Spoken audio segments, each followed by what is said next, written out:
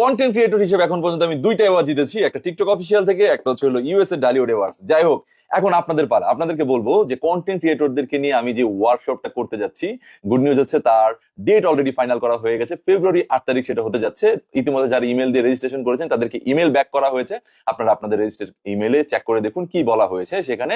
এবং যারা actually content ক্রিয়েটরদের এই ওয়ার্কশপে আসবেন তাদেরকে আমি আসলে কি কি বলবো বা কি কি শিখাবো সেটা আগে বলি।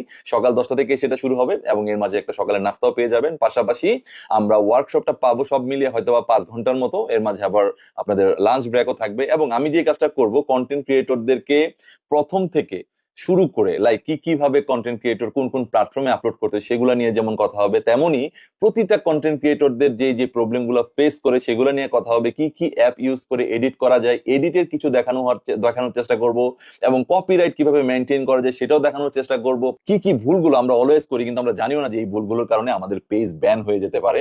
এবং আমাদের কি কি সতর্কতা অবলম্বন করে কন্টেন্ট বানানো উচিত থেকে শুরু করে আমি চেষ্টা করব যতটুকু ছোট ছোট বিষয় আছে আপনাদেরকে এডুকেট করার জন্য। যা আমি জানি যে যে প্রবলেম আমি ফেস করেছি সেগুলো যেমন বলবো, এর পাশাপাশি নিশ সিলেকশন মানে আপনি কোন নিশ নিয়ে কাজ করবেন সেগুলো নিয়ে আপনাদের সাথে ডিসকাস করব। টোটাল বিষয়টা হচ্ছে আপনাদেরকে কন্টেন্ট ক্রিয়েটর হওয়ার জন্য আমি দিক নির্দেশনা প্রদান করবো এবং আপনাদের কোয়েশ্চেনের আনসার দেওয়ার চেষ্টা করব। আপনাদের যে যে সমস্যা আছে সেটা নিয়েও আমরা কথা বলবো ইনশাল্লাহ।